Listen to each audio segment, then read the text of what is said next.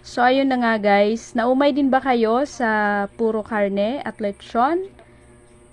Tara, samahan nyo akong mag-harvest at magluto ng organic ampalaya with organic na itlog.